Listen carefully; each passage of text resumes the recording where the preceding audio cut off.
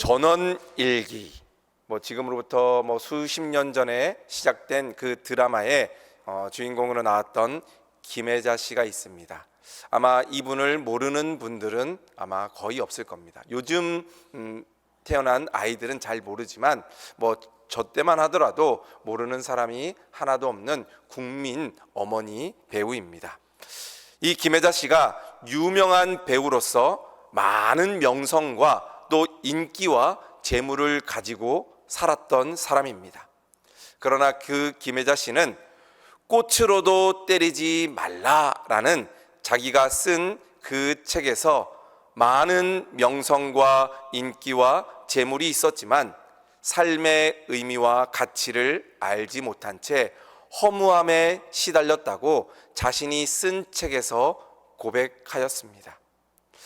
그러다가 지금으로부터 20년 전에 아프리카 난민 어린이들을 돌봐주면서 굶어 죽어가는 그 갓난 아이들을 품고 그 삶의 의미를 되찾았다고 합니다. 그러면서 아마 TV에서 그 김혜자 씨가 우리 아프리카 아이들을 안고 눈물을 흘리고 그들에게 밥을 먹이는 장면들을 많이 보셨을 겁니다.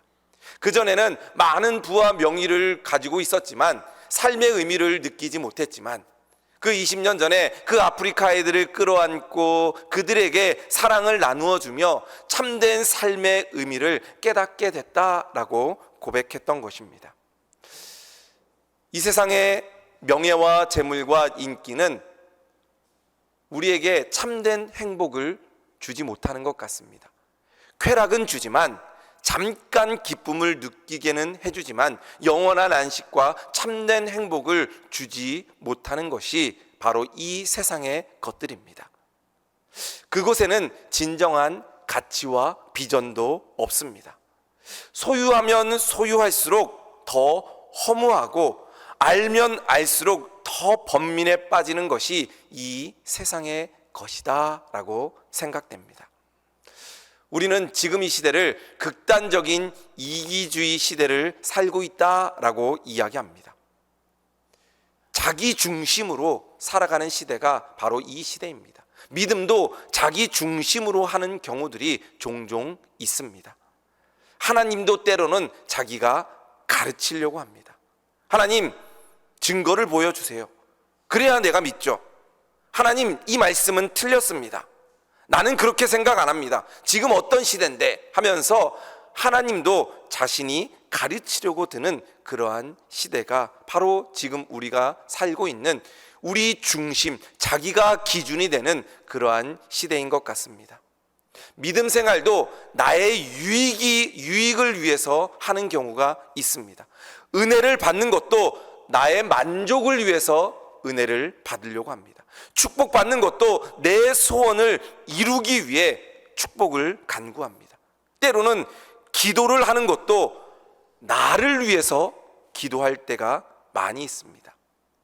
그래서 우리는 기도를 하면서도 목이 마르고 은혜를 받아도 문제가 해결이 되지 않고 예배를 드려도 하나님의 만족이 아니라 나의 만족을 위해서 예배 드리는 경우가 있다라는 말씀입니다. 우리나라 사람들은, 특히 예수님을 믿는 사람들은 은혜를 사모하고 믿음에 대한 욕심과 열정이 많이 있습니다. 참 귀하고 아름다운 일입니다. 그런데 더운 여름철만 되면 우리 성도들이 휴가도 포기하고 기도원에 올라가서 은혜 받으려고 합니다. 그래서 은혜를 받고 능력을 받고 축복받고 문제가 해결되기 위해서 열심히 기도하고 하나님께 매달립니다.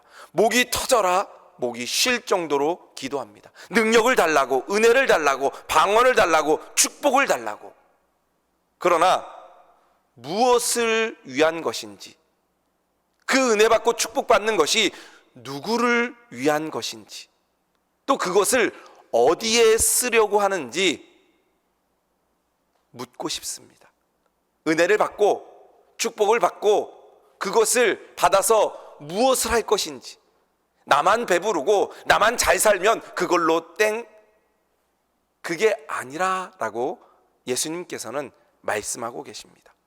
받기만 하고 넘치기만 하면 그것은 결국에는 썩게 되는 것입니다. 물이 고이면 썩게 됩니다. 피가 고이면 고름이 됩니다. 은혜를 받기만 하면 이기주의가 되고 나만 알게 되는 것입니다. 요즘 한국 교회가 옛날에 그러한 큰 힘을 발휘하지 못하고 있습니다. 교회는 커지고 건물은 커지고 성도들은 많아지는데 힘은 오히려 줄어드는 것 같습니다.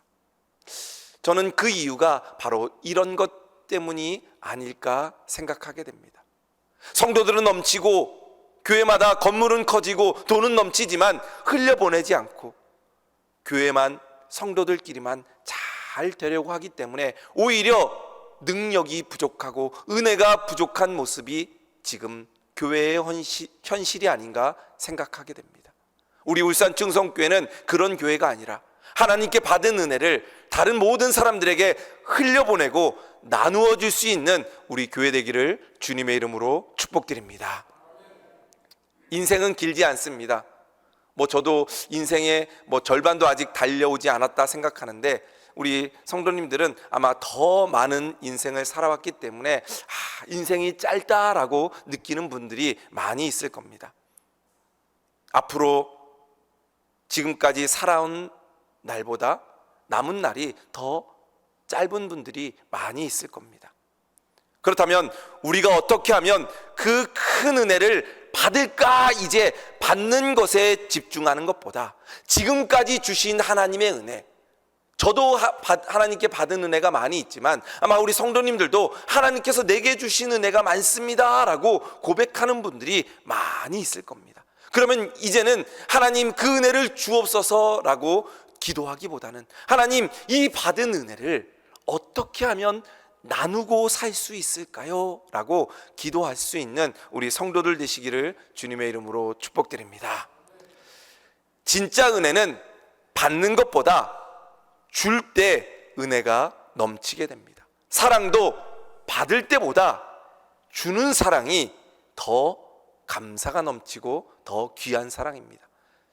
저도 생각해 보면 부모님께 많은 사랑과 은혜를 받았지만 그 받은 사랑과 은혜를 때로는 귀하게 여기지 못했던 경우가 있습니다. 그런데 자녀를 낳고 그 자녀를 위해서 사랑을 나누고 은혜를 베풀 때마다 이것이 참된 사랑이구나 라는 것을 깨닫게 됩니다.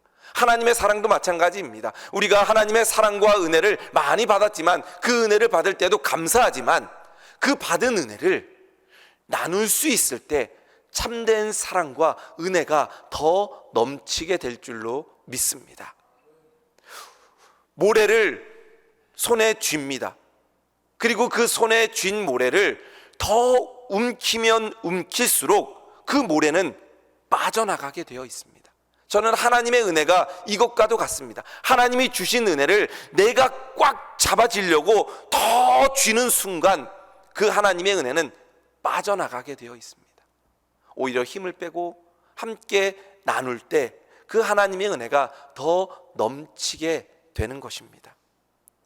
그래서 어떤 사람이 말하기를 우리 주변에 배고픈 사람이 있다면 내가 너무 많이 먹었기 때문이다 라고 이야기합니다. 주변에 너무 가난한 사람들이 많다라는 것은 내가 너무 부유하다라는 증거라고 합니다. 주변에 상처받은 사람이 많다라는 것은 내가 너무 이기적으로 살아왔다라고 이야기를 합니다. 진정 은혜를 받은 사람이라면 소외를 당한 곳, 울고 있는 형제들, 배고픈 사람들에게, 또 힘든 사람들에게, 궁핍한 사람들에게, 절망의 사람들에게 찾아갈 수 있는 것이 바로 예수님께서 이 산상수훈에서 말씀하셨던 소금과 빛으로 살아가는 것입니다. 그 사람들이 바로 복 있는 사람이다 말씀하신 것입니다. 그래서 이 산상수훈 5, 6, 7장 말씀에 예수님께서는 너희들은 복 있는 자들이다, 이 세상의 소금과 빛이다 말하면서 너희들은 간음하지 말고 노하지 말고 맹세하지 말고 악한 자들을 대적하지 말고 또 구제함을 은밀하게 하고 기도를 이렇게 하라라고 우리의 생활에 대해서 예수님께서 말씀하고 있는 것입니다. 그렇다면 우리는 오늘 이 말씀을 보면서 하나님께 받은 은혜, 또 하나님께 기도하는 것을 어떻게 해야 될지 고민해야 합니다. 하나님께서 주신 축복을 어떻게 써야 될지, 하나님께서 주신 은혜를 어떻게 갚아야 될지, 하나님께 받은 사랑을 어디에 쏟아야 할지를 우리는 고민해야 됩니다. 우리에게 원하시는 은혜는 고여있는 웅덩이가 아니라 샘솟는 옹달샘이 되어야 하는 것입니다. 하나님께 받은 은혜를 계속 옹달샘처럼 나누어 줘야 됩니다. 썩은 물은, 고여있는 물은 먹을 수가 없습니다. 요즘 강릉에 가뭄이 많이 들어 있습니다.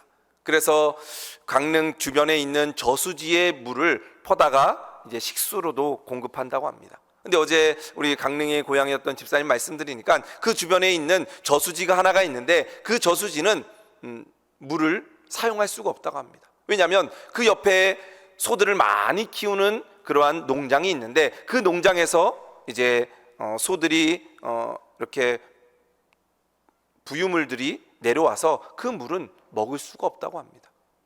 만약에 그 물이 계속 흘러갔다 그러면 그 물을 먹을 수 있겠죠. 그런데 저수지에 계속해서 더러운 것들이 담기다 보니까 물이 필요한 곳에 옆에 물이 있지만 그 물을 마실 수가 없는 것입니다.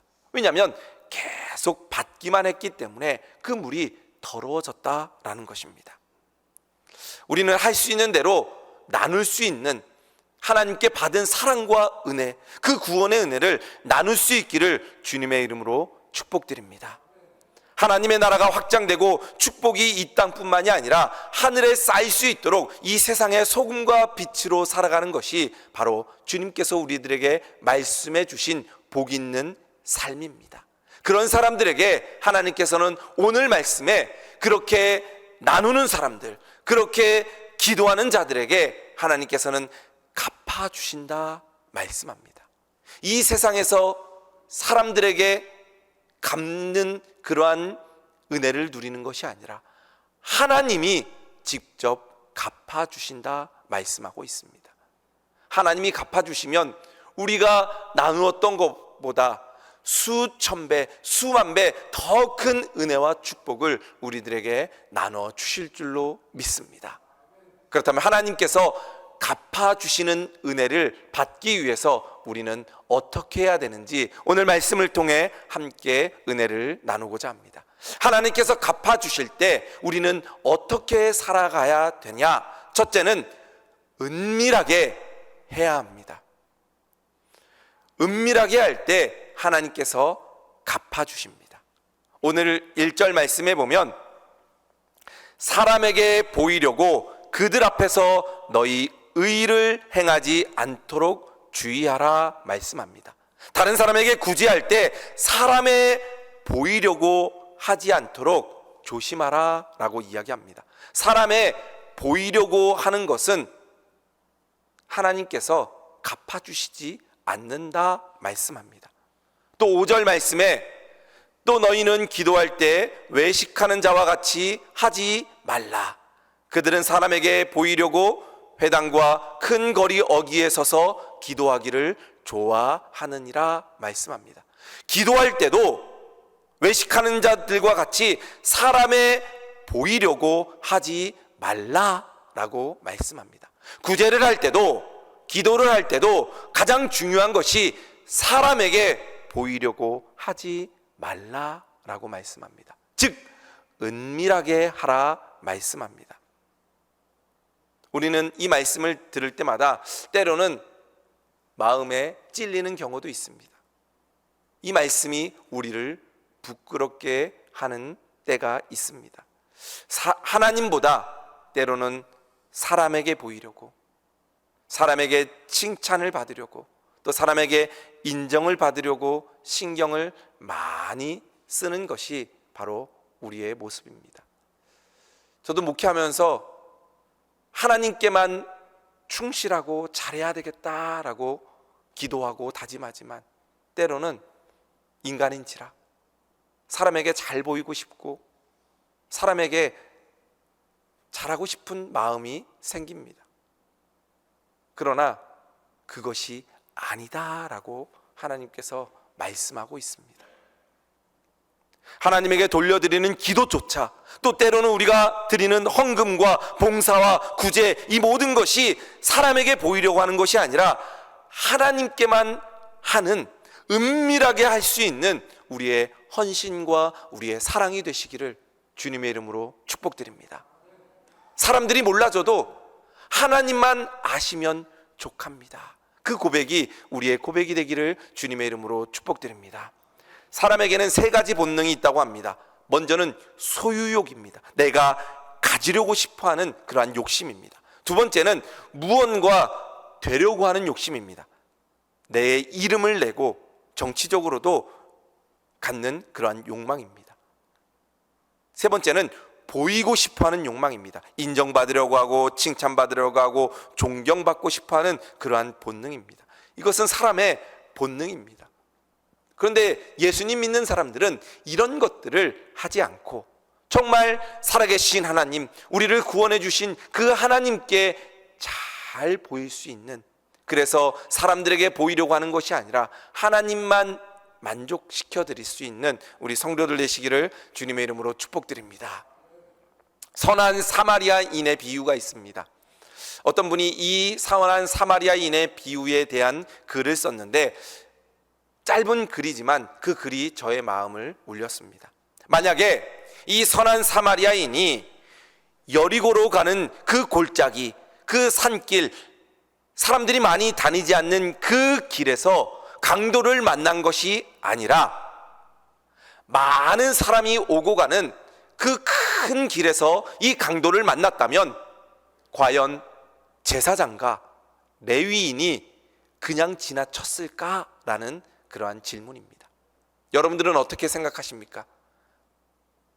이 강도 만난 사람이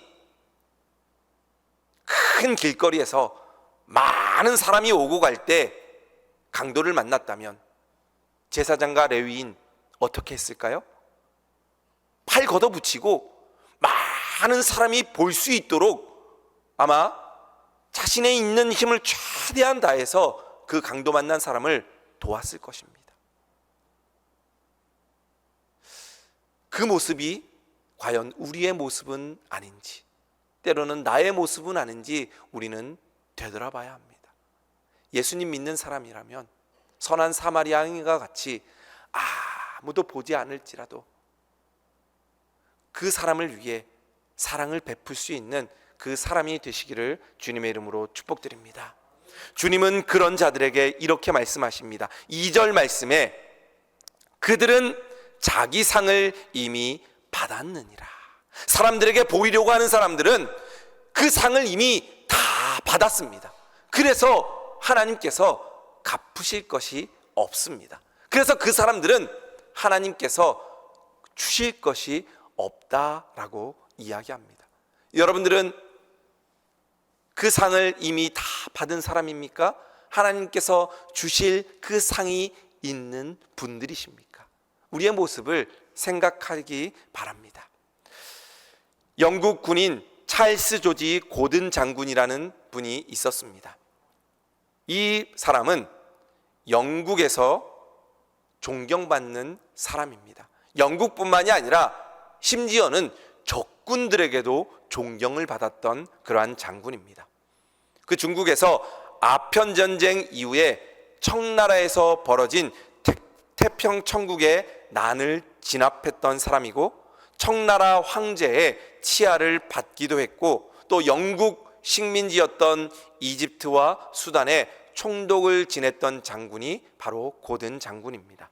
영국 정부는 이 고든 장군이 훌륭한 일을 했기 때문에 치하하려고 했습니다. 그래서 동상을 세우고 기념비를 건립하려고 했지만 이 고든 장군은 허락하지 않았습니다.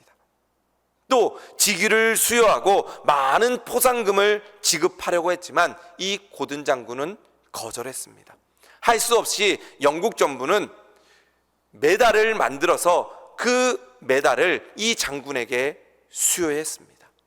그리고 이 고든 장군이 나이가 많이 들어 죽게 된 이후에 유품을 정리하려고 하는데 그 금메달이 보이지 않는 겁니다. 그래서 이 금메달이 어디 갔을까, 이 소중한 것을 어디다가 두었을 텐데 하고 찾다가 수소문하는 끝에 이 메달의 행방을 발견했습니다.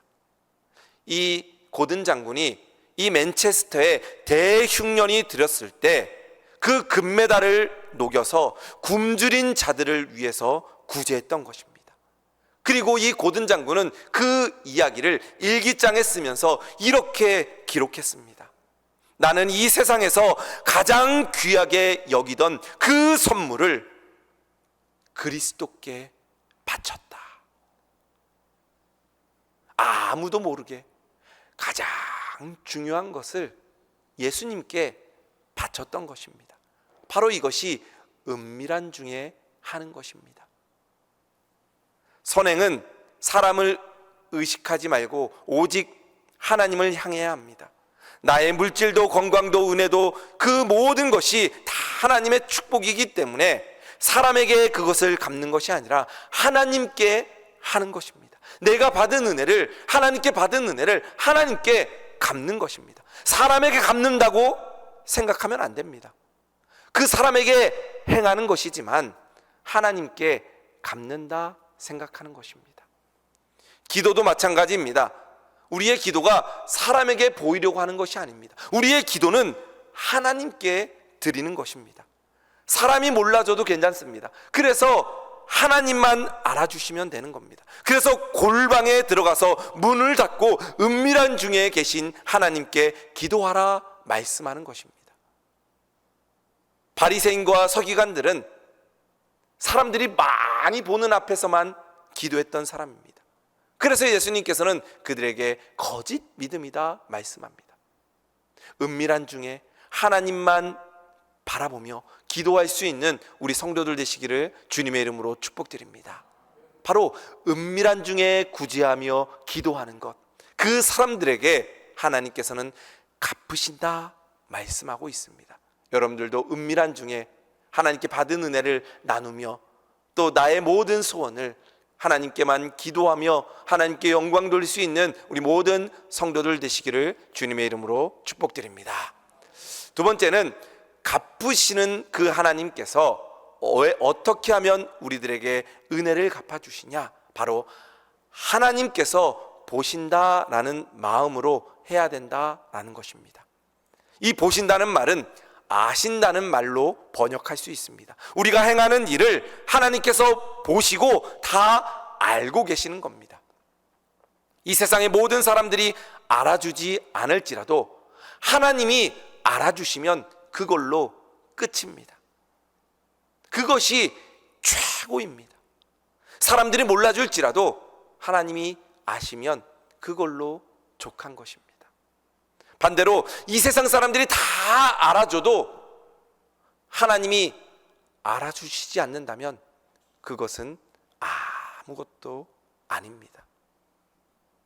많은 사람들이 칭찬하고 야 대단하다 하지만 하나님이 그건 아니야 라고 하면 그거는 아닌 겁니다. 그것이 바로 믿음의 사람들이 되어야 될 줄로 믿습니다. 여러분들은 하나님께서 인정해 주시는 그러한 믿음의 사람들 되시기를 주님의 이름으로 축복드립니다. 1976년도, 지금으로부터 한 50년 전에 정주영 씨가 현대건설을 이끌고 있을 때 태국 파타니에서 고속도로 공사를 하고 있을 때 이명박 씨도 그곳에 있었습니다. 그런데 당시 태국 현장의 근로자들이 그 임금 문제 때문에, 월급 받는 문제 때문에 폭동을 일으켰습니다. 인건비 문제가 발달되어 폭동을 일으킨 그 사람들이 닥치는 대로 물건들을 부수고 사람들을 때리고 심지어는 칼로 해치기도 했습니다. 그 당시 이명박 씨가 그곳에 있었습니다. 격리직으로 있었기 때문에 금고를 그대로 두고 도망칠 수가 없었습니다. 칼을 뽑아든 폭도들은 당장이라도 그곳에 와서 그 이명박 씨를 죽이려고 했습니다. 그런데 이 이명박 씨는 그 금고를 끝까지 지키면서 그곳에 있었습니다. 그리고 그 사람들이 쳐들어왔을 때 끝까지 그것을 지키고 있다가 태국 경찰들이 현장에 와서 이명박 씨는 그렇게 위기를 모면할 수 있었습니다. 그 소식을 들은 정주영 씨가 그곳에 찾아옵니다. 그래서 정주영 회장의 마음에 쏙 들게 됩니다. 그때 나이가 26세였습니다. 그리고 3년 뒤에 그는 과장이 되고 34살에 전무가 되고 35살에 10년도 채 되지 않은 그 시간에 현대건설의 사장까지 올랐다고 합니다. 한 사람의 눈에만 잘 들어도 승승장구하고 승리하게 되는 인생이다라는 것을 그 간증을 들으면서 저는 듣게 되었습니다. 사람의 눈에만 잘 보여도 이 세상에서 많은 부와 명예를 누릴 수 있습니다. 그렇다면 하나님께서 알아주시면 우리는 어떻게 될까요? 하나님이 우리의 모습을 보고, 야, 너는 참된 나의 자녀구나. 아, 너는 이 세상에 참된 소금과 빛이구나. 하나님께서 알아주신다면 이 세상의 부귀영화 말할 것도 없이 영원한 은혜와 축복이 우리 모든 성도들 가운데 넘칠 줄로 믿습니다. 여러분들이 구제하는 것, 여러분들이 기도하는 것 하나님이 다 알고 계십니다. 하나님이 다 보고 계십니다. 그래서 욥기 23장 10절 말씀에 이렇게 고백하며 하나님을 찬양했습니다. 내가 가는 길을 그가 아시나니 그가 나를 단련한 후에는 내가 순금과 같이 되어 나오리라. 이 당하는 고통 믿음으로 지켰을 때 하나님이 알고 계십니다. 그리고 내가 그 모든 고난을 이긴 후에는 내가 순금과 같이 하나님께 나아가겠습니다 라고 고백했던 것입니다. 사람이 몰라줘도 괜찮습니다. 친구들이 몰라줘도 괜찮습니다. 나와 가장 가까운 아내가 몰라줘도 괜찮습니다. 하나님만 아시면 됩니다 라는 그 믿음이 바로 욥의 믿음이었습니다. 그 믿음으로 살았던 욥에게 하나님께서는 그 욥기 마지막 말씀에 그 받았던 그 축복 하나님께서 다 갚아주시고 갑절의 은혜를 허락해 주시는 것입니다. 하나님이 다 보고 계십니다. 우리가 어떻게 구제하고 어떻게 믿음 생활하고 어떻게 기도하고 어떻게 사랑하는지 하나님이 다 보고 계십니다. 믿음이라는 것은 하나님의 말씀대로 살아가는 것입니다. 하나님의 말씀대로 우리가 살아가는지 살아가지 않는지 하나님은 다 보고 계십니다. 여러분들이 이 세상을 살아갈 때 사람을 두려워하지 않고 하나님만 두려워할 수 있는 우리 믿음의 성도들 되시기를 주님의 이름으로 축복드립니다. 고신대 교훈이 코람데오입니다. 이 코람데오는 존 칼빈 목사의 그 신앙의 좌우명이기도 했습니다.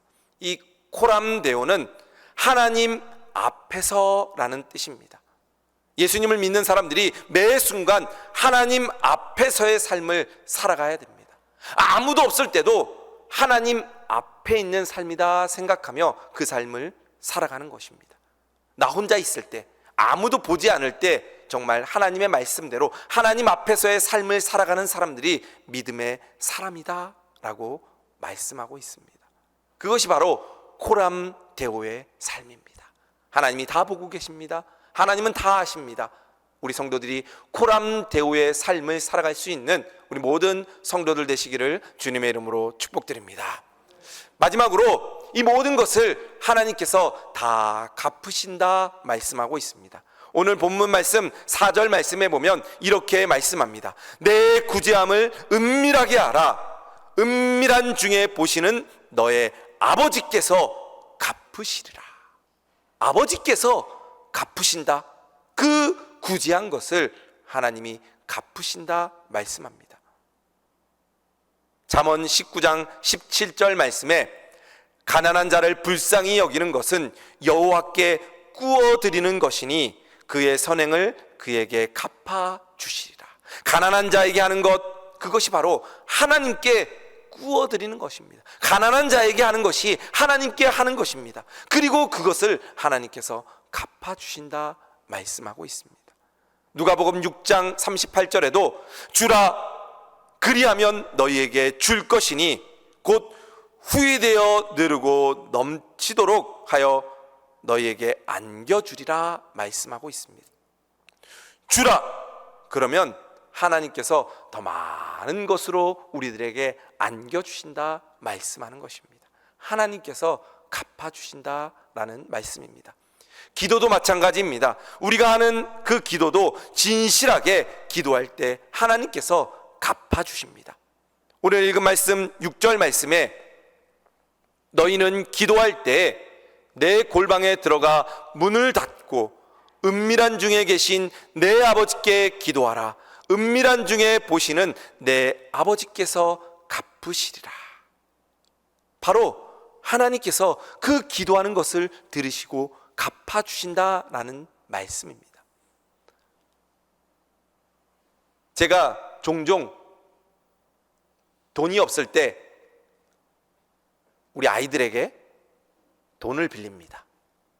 아이들은 용돈을 받기 때문에 자기들이 이렇게 용돈을 이렇게 비축해 두는 것이 있어서 제가 정 급할 때는 아이들 돈을 빌립니다. 그 애들 돈을 빌리면 애들이 흔쾌히 빌려줍니다. 뭐 10,000원, 20,000원, 때로는 뭐 많게는 10만 원도 빌리면 흔쾌히 아이들이 먼저 첫째가 제가 빌려드릴게요, 둘째가 제가 빌려드릴게요 이야기합니다. 왜 빌려줄까요?